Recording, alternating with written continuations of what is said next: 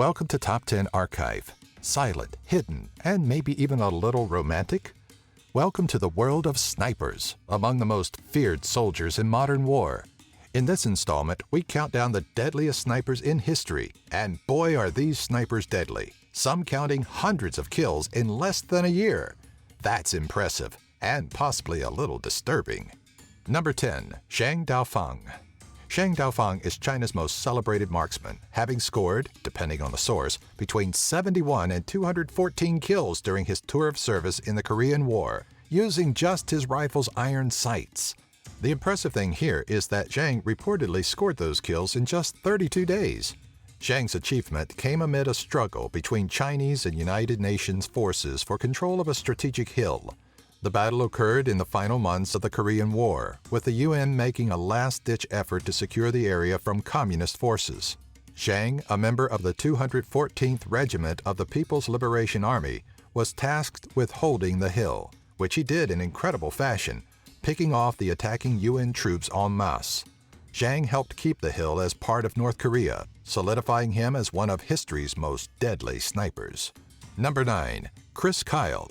Chris Kyle needs little introduction, given his status as the United States' most famous sniper ever. He was the author of a best-selling autobiography and the subject of a hit film directed by Clint Eastwood. Enlisting in the Navy SEALs in 1999, Kyle spent much of his service in Iraq, where he received the nickname the Devil of Ramadi. Ramadi being the site where he made his most famous kill, that of an armed woman, baby in hand, trying to deliver an explosive to nearby Marines. Kyle would go on to achieve more than 160 confirmed kills, becoming the deadliest sniper in American history. The famed sharpshooter left the military in 2009, only to be murdered in 2013 by a fellow war vet. Kyle's death saw as much conflict as his life, with activists and commentators condemning the man as a bigoted psychopath.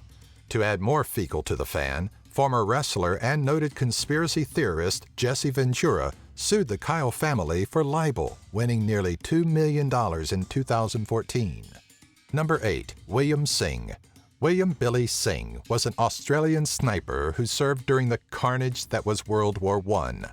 Singh gained distinction during the brutal Gallipoli campaign, fighting from the spring of 1915 to early 1916. It was during that battle that Singh scored over 200 confirmed kills of Turkish soldiers. The Turks responded by unleashing their top sniper, known only as Abdul the Terrible. The Turkish sharpshooter succeeded in injuring Singh, but the Aussie recovered to later take down the Turkish ace, or so the story goes. Besides being one of the top snipers in history, Singh, the son of a Chinese father and an Australian mother, also had the unusual distinction of being one of the few multiracial soldiers in the Australian ranks. Much like Nicolas Cage's career, things didn't end up well for Billy Singh. He went through a short, disastrous marriage right after the war, struggled financially during the 1920s and 30s, and died in poverty in 1943, right in the middle of another world war. Number 7. Josef Sepp Allerberger. It's hard to praise Hitler's Reich, but there's no denying that Nazi Germany fielded very skilled soldiers in World War II. One of those soldiers was Josef Sepp Allerberger. Allerberger hailed from a small village in Austria and was recruited into the German 3rd Mountain Division early in the war. In 1943, Allerberger was sent east to battle the Soviet Red Army on the war's most notorious front, a place where temperatures plummeted to minus 40 degrees Celsius. Despite facing a numerically superior foe and dealing with diminishing resources, Allerberger managed to score 257 confirmed kills. For his service, the German High Command awarded Allerberger with the prestigious Knight's Cross. After the war, Allerberger took on the humble life of a carpenter, eventually dying in quiet retirement in 2010 at the ripe old age of 85. Number 6. Craig Harrison. Craig Harrison is a British marksman who, as of 2015, holds the record for the farthest sniper kill ever recorded. Harrison was a member of Britain's Blues and Royals Cavalry Regiment, having joined the service at the tender age of 16. In 2009, while serving in the Afghan province of Helmand, Harrison killed 2 Taliban gunners from a distance of 2,475 meters, equal to 1.5 miles. Harrison beat out an earlier record of 2,430 meters set by Canadian Rob Furlong in 2002. But it hasn't all been glorious for Harrison, who left the military in 2014. The former sniper struggled with post-traumatic stress disorder and suffered deteriorating relations with his unit. He has since authored a book titled The Longest Kill and seems to be on the mend. We foresee a movie, or at least an ultra-low-budget BBC miniseries in the works. Number 5. Matthias Hetzenauer. Matthias Hetzenauer was another German veteran of the Eastern Front, serving alongside Sepp Ahleberger in the German 3rd Mountain Division. While serving in the East, Hetzenauer scored 345 confirmed kills, including one shot at an incredible distance of 1,100 meters or 3,600 feet. Hetzenauer's amazing career earned him the Knight's Cross and the utter contempt of the Soviet Red Army. While the German line collapsed late in the war, Hetzenauer became one of the reported 3 million German POWs imprisoned in the Soviet Union. The sniper spent 5 years in an internment camp, finally returning to Austria in 1950. So much for the glory of Hitler's thousand-year Reich. Number 4. Lyudmila Pavlichenko.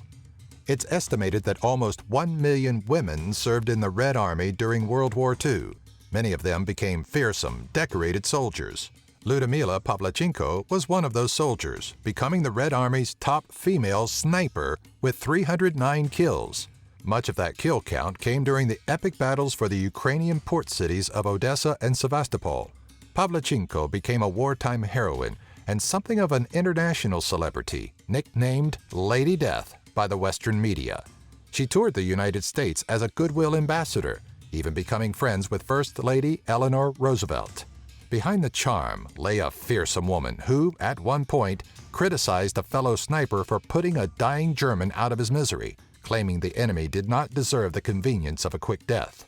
Pavlichenko, who died in the 1970s, has since become the subject of a Russian biopic, which is funny, given that she was Ukrainian, and we all know how much goodwill there is between Russians and Ukrainians. Number 3. Francis Pegamogabo. Here we thought the U.S.'s neighbors to the north were supposed to be nice, giving, and harmless.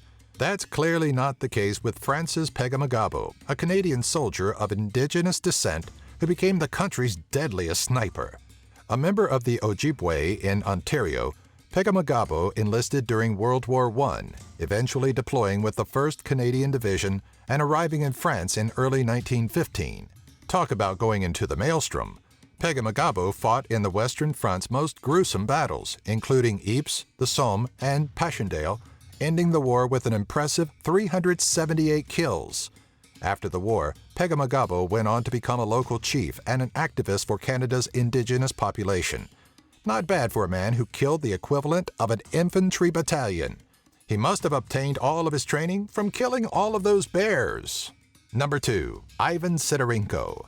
The Soviet Union's most celebrated sharpshooter, Ivan Sidorenko, scored an estimated 500 kills during World War II. Sidorenko first gained prominence aiding in the defense of Moscow in 1941. By 1943, he was on the offensive, helping to lift the 2.5-year siege of Leningrad, modern-day St. Petersburg, in 1944. Sidorenko's achievements made him a valuable target for German forces and a potential liability for Soviet morale. After an injury in the Baltic region in 1944, the Soviet High Command withdrew Sidorenko from the front and officially honored him as a hero of the Soviet Union. After the war, Sidorenko became a miner in the Ural Mountains, because what other better way to honor your country's most valuable military sniper? Number 1. Simo Häijälä. With a nickname of White Death, who else could you imagine taking the number 1 spot on this list? Simo Häijälä was a Finnish marksman who came to fame during the Winter War of 1939 and 40.